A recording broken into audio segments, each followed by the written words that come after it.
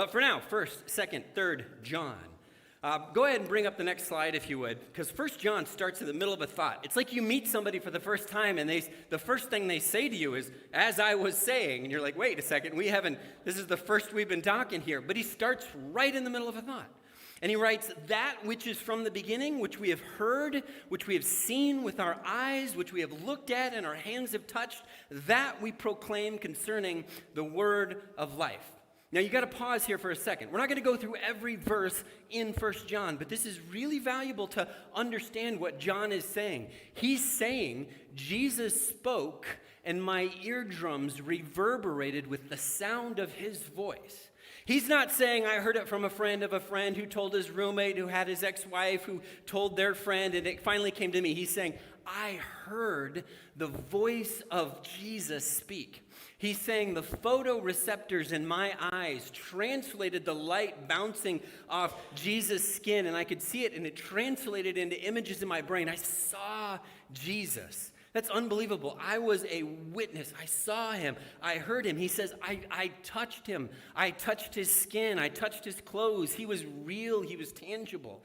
And it's interesting that he starts off his letter like this, saying that this is grounded in my first-hand, first-person experience, because he's claiming that everything he's about to say in this book is anchored in this idea, that I heard it. I'm not interpreting something. I didn't hear this from my mom or my grandfather. I heard it, and I'm telling you, this is what it's all about. Because he's going to have to clean up some messes that people are making. So it's important that he grounds it in this reality.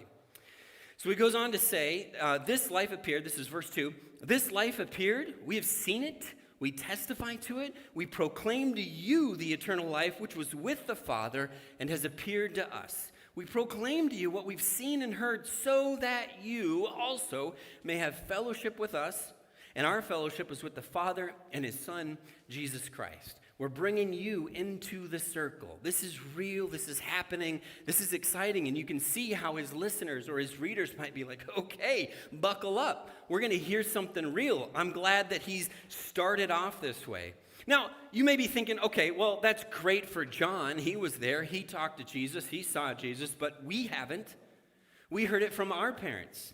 I heard it from my parents who brought me to church all my life, and from my Sunday school teachers, and from the preachers that I sat under when I was growing up. I heard it from my aunts and uncles. I didn't get to see Jesus. So, I mean, how do I know? How can I know that I know? I mean, I believe my parents. I believe my aunts and uncles. I believe my grandfather and grandmother. I believe them. But how do I know? How do I have that sort of experience? And John's going to talk a little bit about that. How many of you remember the oldies song? It's not called this, but this is probably what you know it as. It's In His Kiss. Yeah, some of you are like, oldies, what are those? You would be surprised what they play on the oldie station nowadays. It's stuff from when I was alive, and that's really disturbing.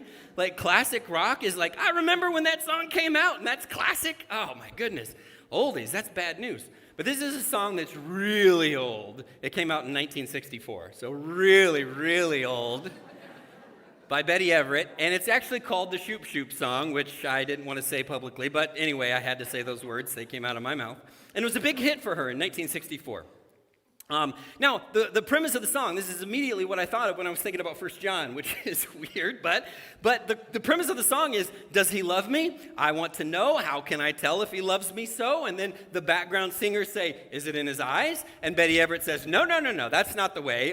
Is it in his smile? Nope, you can't tell that. Is it in his face? Nope. And of course, the premise of the song, the whole chorus of the song, Betty Everett says it's in his kiss, right? And we all know that to be true.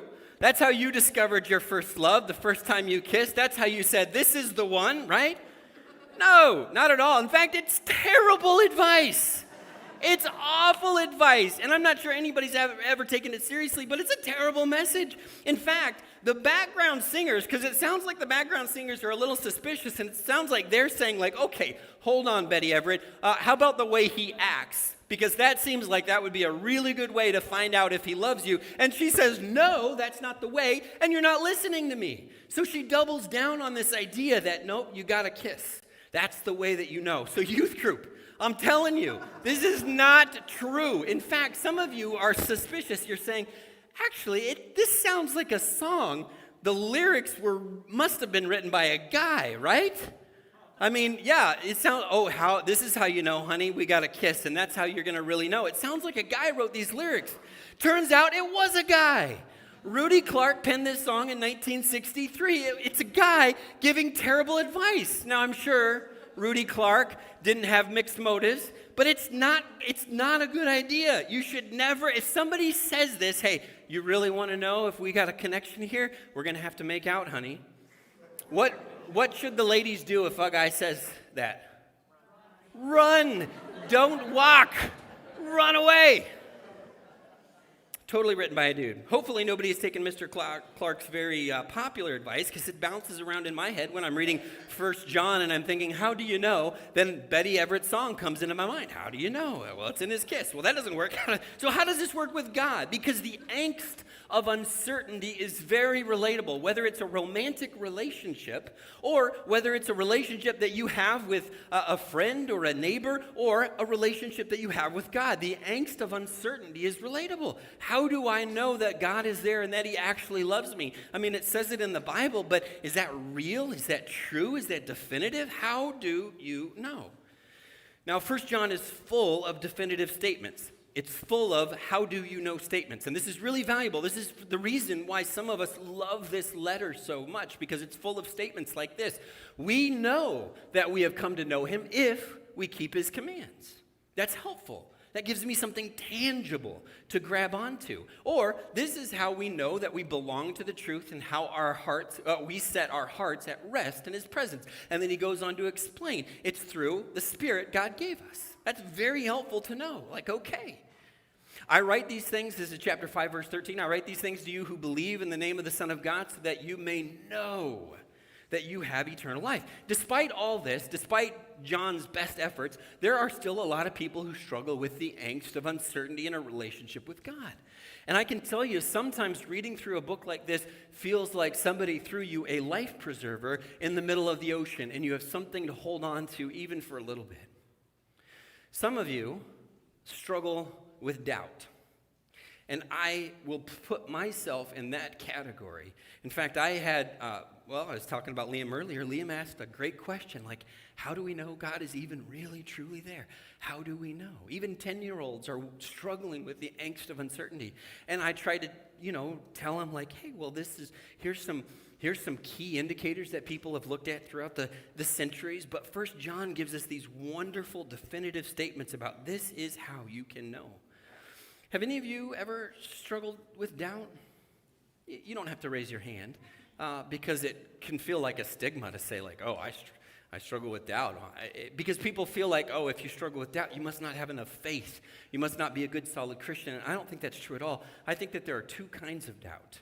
I think there's one kind of doubt that says, I don't know the answer to that, and I want to explore, and I want to discover, and it sparks my curiosity, and I'm not sure what I think about that, but I wonder, and I want to grow in the knowledge that God has given us in the world. And that's one kind of doubt that instigates exploration.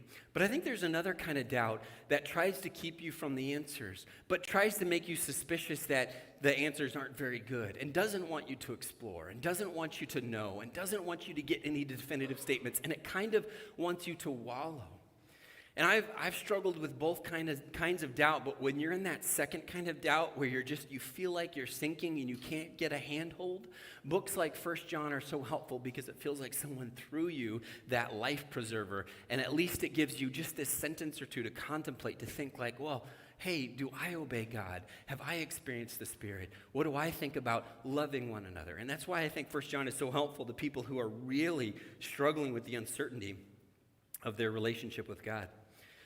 So, how do we know with us? Well, we read books like 1 John, and we reflect, and we sit down, and we talk with people that love us and care about us, and we explore. But there's another kind of uncertainty that we can struggle with. Not just an uncertainty about my relationship with God, but an uncertainty about the person that's trying to teach me about God. So, for example, maybe a preacher who gets up on stage on a Sunday, how do you know that I am trying to explain the truth? How do you know that I'm earnest? How do you know that I'm sincere? How do you know that I'm not trying to figure out ways at home just to get you to like me and I'm just going to say whatever that I think people want to hear? How do you know that I'm actually saying something that's valuable and worth listening to? And John talks about that a lot as well. Years ago, Corrine was in a car accident, and everybody was fine. It was just her and little Liam. He was just 2 at the time. And a person turned left in front of her, and she wasn't expecting him because she had a green light, and hit their car. And both cars were undrivable. Corine's turned out to be totaled. But it was maybe a slow day in Woodbury because we ended up with like 12 police cars on the scene. It just looked like this crazy, insane thing was happening. And of course, Corrine calls me, and I show up, and there's all these police cars. And then it's Corrine and Liam. They're standing on the grass, and then they're standing next to this other couple that was in the other car. And I suppose if you're going to get in a car accident and you're going to have to wait hours for the police and the insurance and all that stuff to sort itself out, these people were wonderful people to get in a car accident with. They were like super friendly and chatty, and they talked, and, it was all really good. It was all really amicable. It wasn't like, I don't know. It just wasn't mean. It was like, if you're going to get in a car accident, these are the kind of people you want to get in a car accident with. There's no anger, no angst or whatever. Later, everybody, we all said our goodbyes, shook hands, said our goodbyes, got in our, the vehicles that people had come to pick us up in, and tried to figure out the insurance, and turns out this couple who we had been talking with for, probably 2 hours, were totally uninsured, had no insurance at all, and it was left on us to sort all that mess out. Now, it would have been nice because on the surface, they presented so friendly and kind and neighborly. It would have been nice if they said, hey, we're getting along so well. We just want you to know that this is really going to be a mess for you.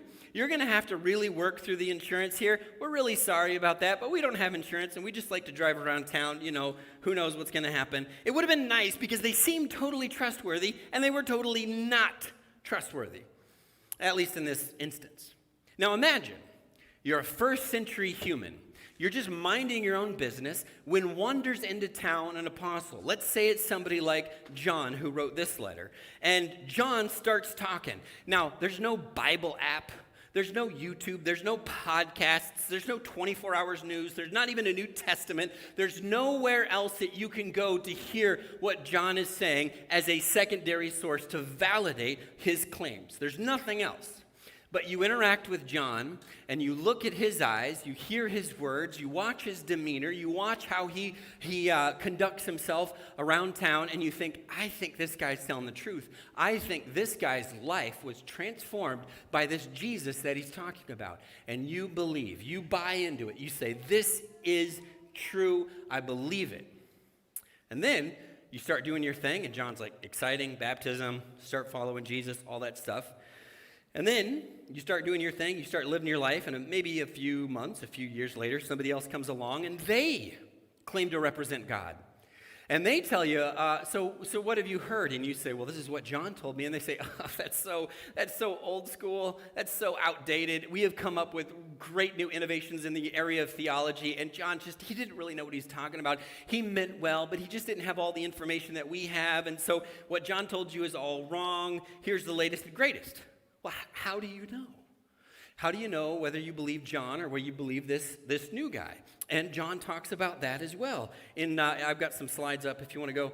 126, I'm writing these things to you about those who are going to come and try to lead you astray. And he says these are the types of things they're going to say in order to lead you astray. 2:4, whoever says, I know him, but does not do what he commands, and the truth is not in that person. So if somebody says, oh yeah, listen, I know God. Me and God, we're tight, and this is my life. And you're like, that doesn't sound like what John was saying. That doesn't sound like what I've heard about God. That doesn't sound like the character of God. 3:7, dear children, do not let anyone lead you astray. The one who does what is right is righteous, just as he is righteous. Now these are really broad statements, but they're really valuable for saying if somebody comes along and claims to be a representative of God, but their life is just a mess. Well, then wait a second. Let's put that on pause and say, should I really be accepting truth claims from this person? Or are they still in process? Are they still growing? And maybe we need to hold off until we let them be the one that's telling us exactly how it is all supposed to be. But come on, Patrick. Surely a person couldn't be a preacher and not live right? Right? That would never happen. You have never opened up the newspaper and seen some article about a preacher who is actually embezzling money from the church or doing something equally awful or scandalous. That never happens. No, it happens multiple times a day. There's like a news article and you're just like, what is going on? It's a mess. There are some terrible people who occupy stages and pulpits around the country.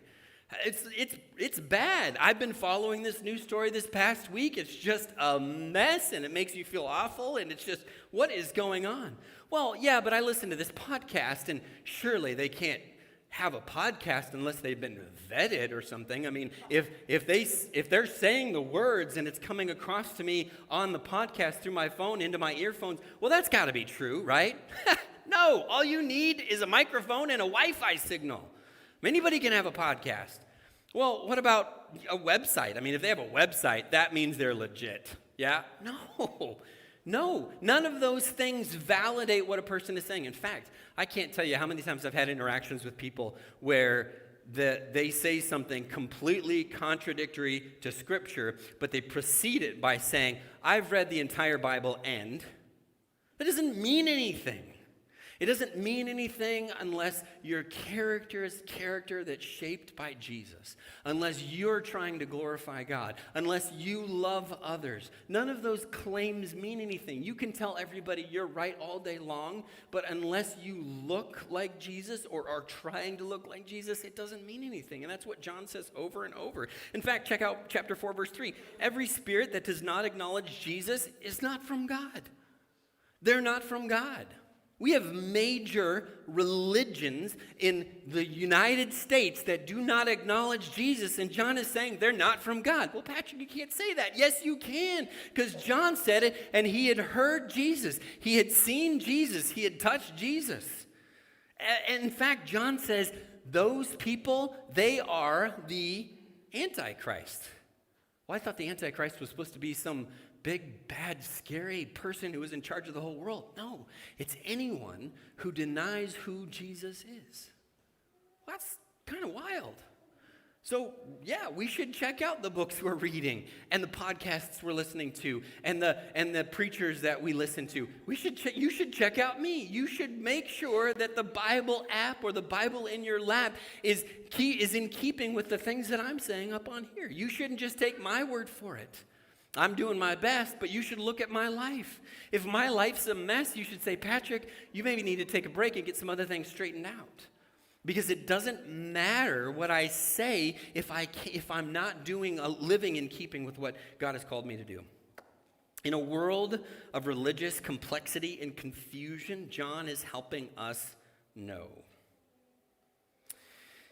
But there's more to what the whole book is doing. Do you ever get like a shoelace so knotted up that you just had to cut it off? Anybody? I give up real easy, by the way, so I'm pretty quick to cut them off. Or maybe you've had a kid get gum in their hair and you're like, hey, time for a new hairstyle, buddy. We're done with that one. That was fun while it lasted. Bubblicious made a mess of that. When you first read through 1 John, those of you that have read it, of course, by the way, just a little pause, if you're going through our spiritual formation journey with us, you've actually read 1 John a couple weeks ago. Most of you are right in the thick of the book of Revelation. It's confusing as wild as that is. But if you've read through 1 John, hopefully you did in the past few weeks, or you could do it this week. It doesn't take very long. You might have thought, okay, this is good stuff, but it feels a little scattered. It doesn't feel very organized. It's like stream of consciousness. It's almost like that 8th grader who showed up to school and didn't realize it was an oral report until the teacher called them up in front of class, and they're like, well, yeah, I don't know, zygotes and fish, and I don't know, and they're just kind of all over the place. Like the stuff he says is good, but it feels like it's kind of all over the place. Let me give you an example of this. 1 John chapter 5, verses 1 through 6. This is what this says. I know this is a lot of text. You're not supposed to put that much text on a PowerPoint, but whatever. I wanted it all at one place because I wanted you to see why it just feels like it's a little all over the place. He says, everyone who believes that Jesus is the Christ is born of God, and everyone who loves the Father loves his child as well. And this is how we know that we love the children of God, by loving God and carrying out his commands. In fact, this is love for God to keep his commands. And you're like, wait a second, love, keep, what? Oh, his commands are not burdensome. For everyone born of God overcomes the world. This is the victory that has overcome the world. Even our faith. Who is that has overcome the world? Only the one that believes that Jesus is the Son of God. Now, I read that in a bit of a confusing way. I get that. But you read that and you're like, okay, there's a lot of good ideas, but I feel like I got to detangle it a little bit. And like, what exactly are you saying there? But I submit to you that there's a genius design happening all through 1 John. When I was 10 years old, I think I was 10, maybe I was younger, I don't know. It's a traumatic memory, but I don't remember how old I was. I went fishing for the first and last time. I was with another friend of mine and his dad, and we were learning how to do the casting and the hooks and the worms, and it's all gross and, all that stuff anyway. And so, my friend's murdering the worm with the hook, right, And then he's getting ready to cast it into the lake where we were, the pond where we were. And I was behind him. I was behind him doing something. And he goes back to cast, You guys know where this is going. And I'm messing around, and all of a sudden, there's this tug on my finger. I don't feel the pain yet, but there's this tug. Now, my friend, he's also new. He's just like, what is going on? And it starts to hurt so bad that I can't even scream. I'm like, I don't know. This might be it for me. I might die. This hook is embedded in my finger, and that might be it. It is my time to go. Take me, Jesus, take me now. This world is not my home. That's what I'm thinking. So I got this hook embedded in my finger, and the other kids pulling away at it, and I'm like, and finally the dad figures out what's going on, and he comes rushing over, stop pulling and helping me. Now, I don't know if any of you have ever done this, but I've got a picture of a fish hook here. I know. Yeah, just for the visual, and I just want to warn you. What I'm about to tell you is I'm glad you haven't eaten yet, because this is how you get a hook out of a finger or something. Some of you are going to have to look away. The way you do it, what this dad had to do, is because of that little barb there, you have to push the hook the rest of the way through till that barb breaks the surface, and then you can clip the barb off, and then you have to pull that hook back out. That's a good idea to plug your ears. All right, we're done with the gross part. But that's what had to happen to me because this had dug in so deeply. Now, that was the last time I went fishing. By the way, I just have this vivid memory. I don't know if it's true or not, but I have this vivid memory of the dad with this gross fishing knife that had been used to gut fish to do surgery on my finger. And it just turned me off of fishing. It's not my thing. Some of you are going to come up to me afterwards and well, I'll take you. We'll do it right. It'll be, okay, whatever. It's gross. Haven't been fishing since. That's a true story. I haven't been fishing since. Isn't that wild? Yeah, it's 34 years later. I have not been fishing since. That was a bad moment in my life. It's all been better since then. To get that barb out, you have to destroy the hook. You can't then use it subsequently to go fishing some more. You have to destroy the hook. If you carefully read John's letter, you'll notice that he is embedding important ideas together that you cannot separate without destroying the belief. This is really valuable. You'll see it all through 1 John. You got to read through it. In fact, what I usually do, I'll show you this here in a second. You can leave it up there. But what I usually do is I usually print out the entire text of the book, and then I take my pen and highlighter and just kind of mark through it and try to understand it as much as possible. If you do that with 1 John and you use a different colored highlighter for every different subject, you will use 4 highlighters. Because there are 4 things that John is trying to weave together so tightly that you cannot separate them. This is what he says. Notice there's different ideas here. Whoever says, I know him, that's God, by the way, but does not do what he commands is a liar, and the truth is not in that person. You cannot separate a relationship or a connection or knowledge of God with obedience to God. You can't pull those ideas apart or you destroy what you believe about God. You cannot separate those. So if you say, I know God, but you don't do what God has asked you to do, you do not know God. That's the bottom line. Wait, that doesn't sound fair, Patrick. This is John talking. He heard God. He heard Jesus. He saw Jesus. He touched Jesus. This is John talking.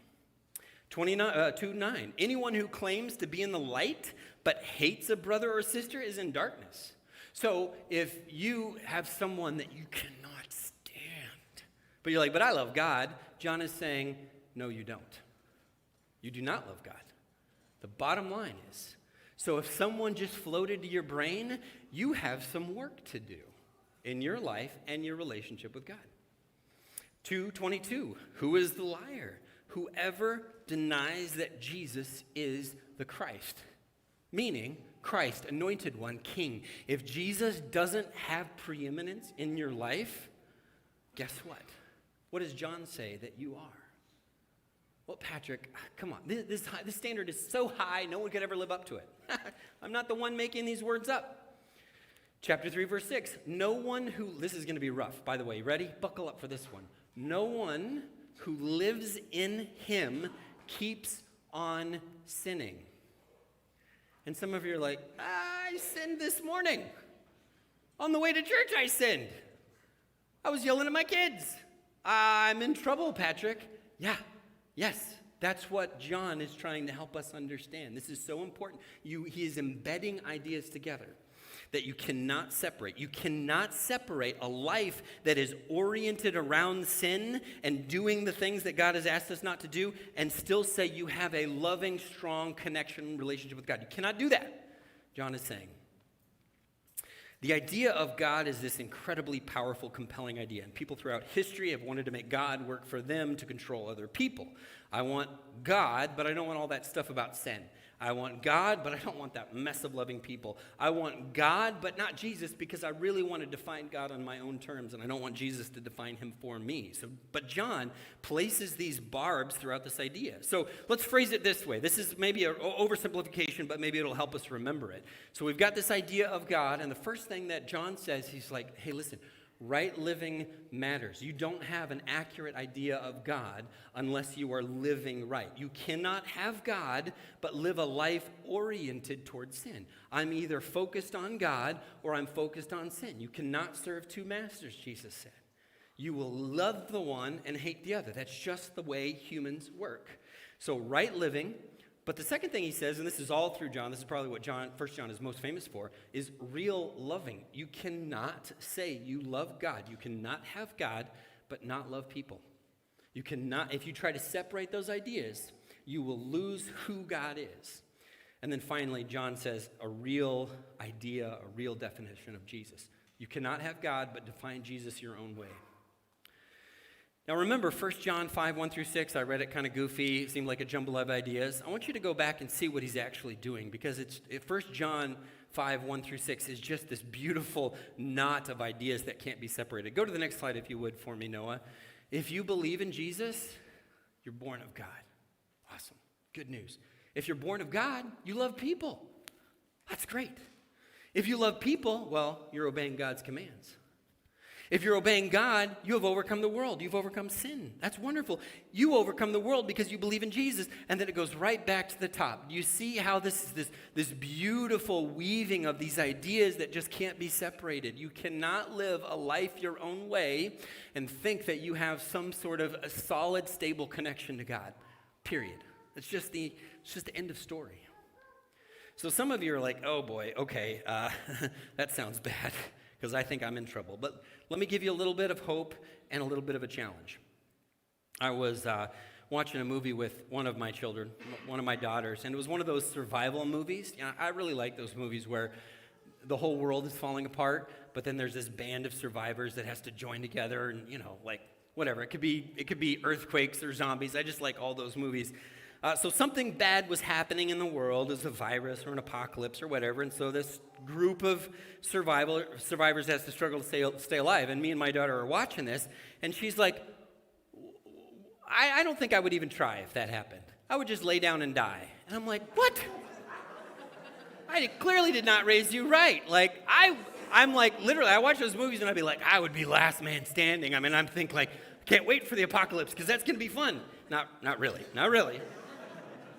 And I'm like, no. My instinct is you fight to the bitter end. I mean, sure, it's hard, but you can do it. You can do it. And she's like, nope, I would just lay down and just let the end come.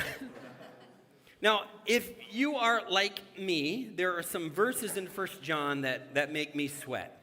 They raise my heart rate a little bit. They tap into that guiltometer in my life. They make me a little nervous, like you keep on sinning, you don't have God, like, oof, that's tough. That's tough stuff. How do we think about that? It's impossible, I think, if you actually read John, it's impossible not to be self-reflective. So 1 John chapter 3, verse 6, no one who lives in him keeps on sinning. No one who continues to sin has either seen him or known him. It's pretty direct. 1 John 4, 8, whoever does not love does not know God, because God is love. Do you not love? Are there some people you don't love? Oof, yeah. I got some neighbors that I don't love very well. I'm working on it. I told you about our neighbors. Did I tell you about our neighbors? They told us not let the kids run in the yard. I haven't told you that they called the cops on our children. Yeah, because they cut through the yard a little bit. Called the cops. Like, I don't know. I'm struggling a little bit with our neighbors. But it does seem like God, through Jesus, said something about your neighbors, something to do with your neighbors. And I think I got to love them. My motto right now is kill them with kindness, and I don't think I should have the kill them in there, but that's kind of what I'm thinking. Like, I'm gonna be Arbor Day gifts, 4th of July gifts. I'm gonna be they don't even answer. Anyway, whatever. I won't talk about my neighbors. I gotta love. But verses like this make me nervous. 4:8, whoever does not love does not know God, because God is love. Do I really love? Here's the deal. Let me wrap up with this. You should be uncomfortable reading these verses.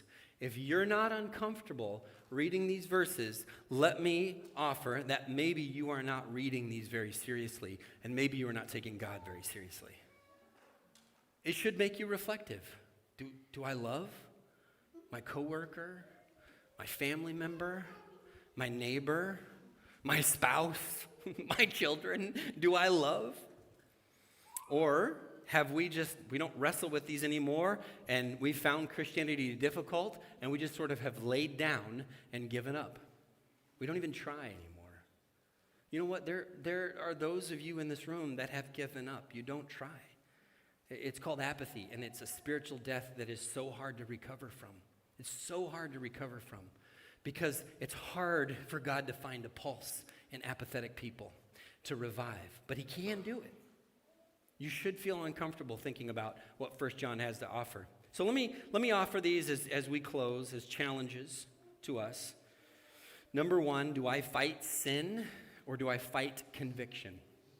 Do I fight sin or do I fight conviction?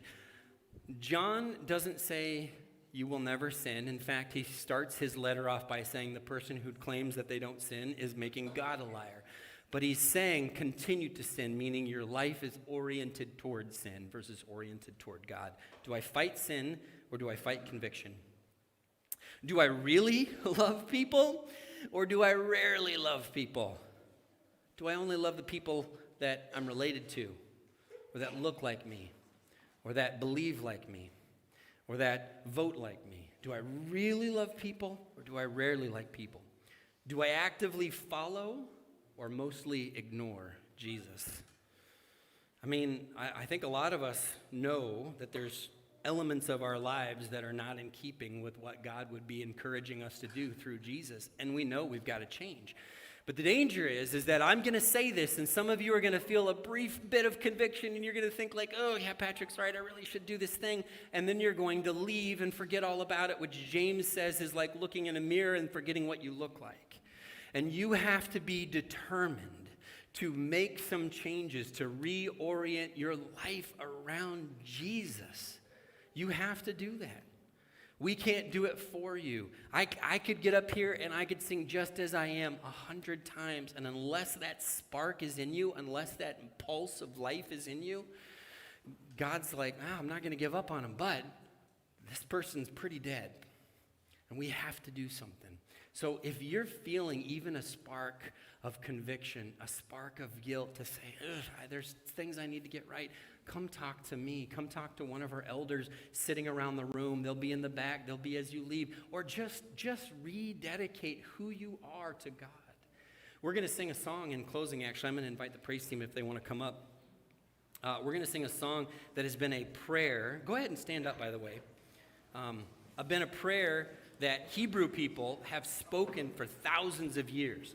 They say this prayer every day, that God is one. But the songs we sang, God is love and just as I am, all those things are still true.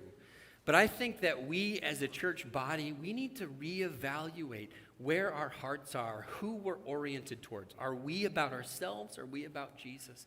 And I think that's what 1 John does, is it challenges us. It challenges us to be focused on God. And if that's not who you are, then it's time to fix that.